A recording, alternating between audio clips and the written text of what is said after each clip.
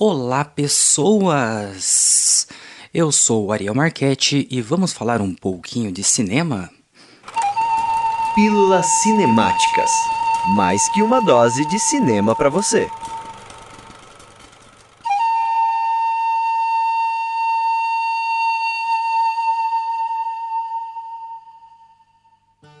É um prazer estar aqui com vocês fazendo parte da Rádio Art Mix. Isso mesmo, da Rádio Art Mix, o mix que você quer ouvir. Eu sou o Ariel e vamos falar de cinema nesse meu primeiro episódio.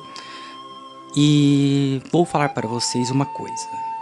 Cinema é a minha paixão, desde sempre. E então é uma honra para mim fazer parte aqui da equipe e estar nos estúdios da Art Mix para mim é uma honra. Então hoje a gente, como é o nosso primeiro episódio, vai ser um episódio mais informal, onde eu vou me apresentar para vocês, falar como que eu descobri o cinema e também falar um pouquinho algumas curiosidades sobre o início do cinema e também sobre a linguagem cinematográfica. Ok? Então vamos aumentar essa trilha aí que o negócio vai ser louco.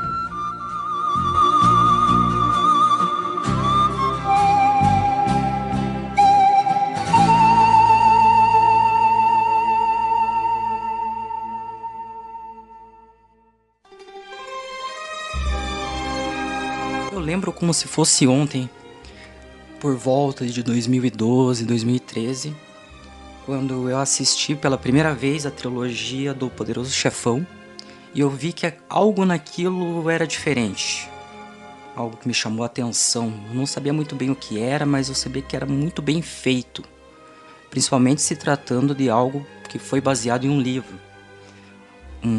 muito antigo também. Então, nessa época eu comecei a pesquisar sobre como esse filme tinha sido feito, como ele tinha sido realizado. E nessas pesquisas eu acabei descobrindo muitas outras coisas e talvez até um hobby meu que eu imaginei que eu nunca ia ter, que é o cinema em si. Quando eu falo cinema em si, é porque muitas vezes a gente vê filmes para entretenimento, mas a gente só vê eles e não presta muita atenção no que está por trás. E quando eu vi essa obra da trilogia do Poderoso Chefão, eu quis entender um pouco como que funciona, qual é o papel de um diretor, o papel de um roteirista, qual é o papel, por exemplo, de uma direção de fotografia, enfim, essas coisas assim mais principais que envolvem toda essa sétima arte que é o cinema. Então, eu comecei a minha jornada ali, na minha virada de adolescência para a vida adulta, com meus 16, 17 anos, nesse mundo e nunca mais parei.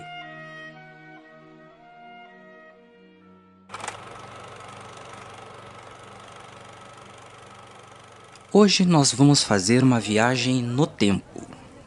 Imagine-se em Paris, em dezembro de 1895. O mundo era movido a vapor. A fotografia ainda era novidade estática e ninguém jamais tinha visto uma imagem se mover em uma tela. O cinema não nasceu como a indústria de bilhões de dólares que conhecemos hoje. Ela nasceu como um experimento científico, um sonho de capturar a vida em pleno movimento. E hoje vamos falar sobre o dia em que a luz aprendeu a contar histórias. Os irmãos Lumière e o Grand Café. Tudo começa com dois nomes, Auguste e Louis Lumière. Eles não foram os únicos a tentar projetar imagens, mas foram os primeiros a tornar isso um espetáculo público. No porão do Grand Café em Paris, eles apresentaram o cinematógrafo. A primeira projeção durou apenas alguns minutos. Eram cenas simples, trabalhadores saindo de uma fábrica, um bebê comendo, mas a reação do público foi histórica. Existe uma lenda famosa de que, ao exibirem a chegada do trem à estação, esse era o nome que deram, As pessoas na primeira fila entraram em pânico e tentaram fugir, achando que o trem sairia da tela e as atropelaria. Vejam só vocês. Nesse momento, o cinema era puramente documental. Era o que chamávamos de cinema de atrações. Não havia roteiro, não havia atores. O espetáculo era a própria realidade se movendo, criando uma linguagem.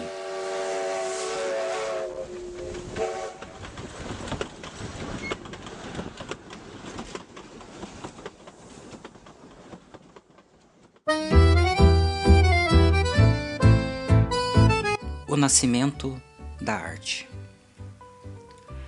Mas como que a gente conseguiu sair de um trem chegando numa estação para filmes como Poderoso Chefão, Interestelar e etc? A resposta está na linguagem cinematográfica.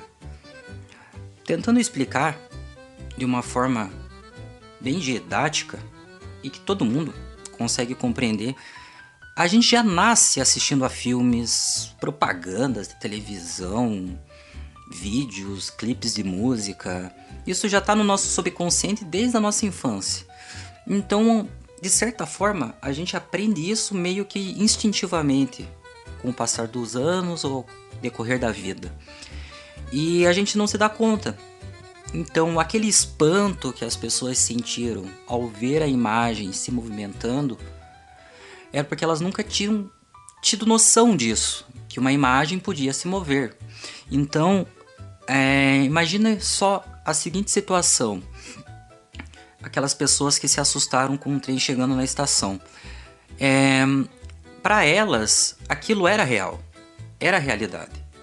Por mais que a qualidade na época fosse outra, a projeção era bem diferente, mas aquilo impactou tanto para aquelas pessoas que seria como o impacto de uma criança hoje em dia num cinema 3D, com um filme 3D bem feito.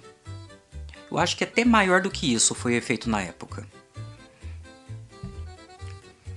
Mas em resumo, todo esse período inicial aí, da virada de 1800 para 1900, as filmagens, além de ser muito caras de serem feitas, as exibições serem bem restritas a poucas pessoas, restritas até propriamente à burguesia da época, eram praticamente peças de teatro filmadas. O que eu quero dizer com isso? Não existia movimentação de câmera, não existia corte.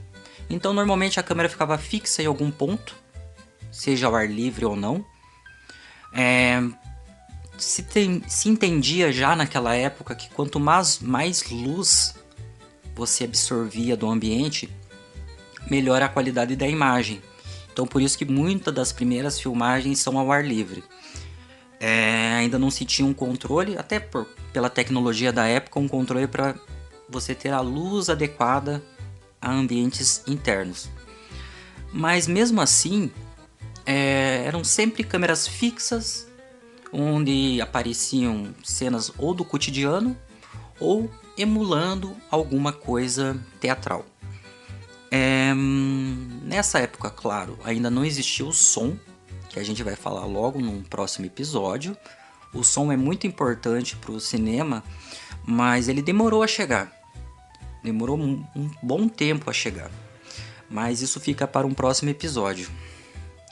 Mas enfim, se os Lumière deram a câmera, a gente tem uma outra pessoa que começou a ajudar a gente nessa questão da linguagem cinematográfica, que foi o Georges Méliès. Não sei se a pronúncia é essa, me desculpe pessoal, mas eu acho que é assim. Ele nos deu a imaginação.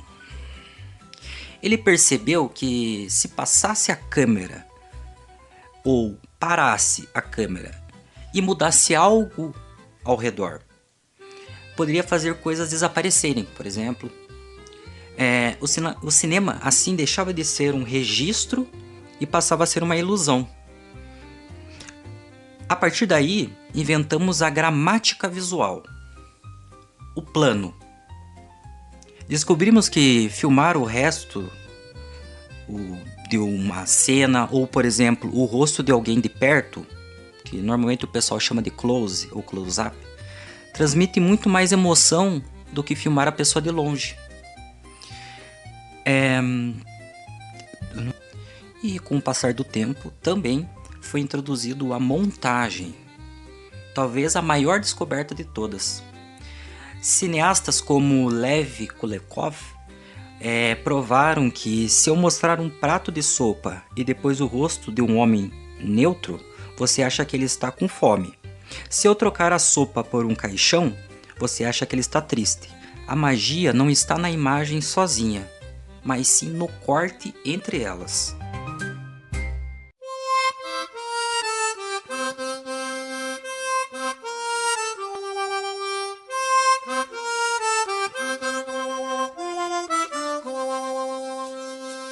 Bem, pessoal, esse foi o nosso primeiro episódio aqui do Pílulas Cinemáticas. Espero que vocês tenham gostado. Já vou dar um spoiler que, como já falei anteriormente, o nosso próximo assunto vai ser o som dentro do cinema. Se vocês tiverem alguma crítica, sugestão de pauta também, alguma sugestão para eu falar de algum filme específico, seja ele clássico ou mais atual, vocês podem mandar uma mensagem no meu WhatsApp pessoal, que é o 41 998738986. Repetindo, 41 998738986. E é isso, pessoal, e até a próxima. Até mais!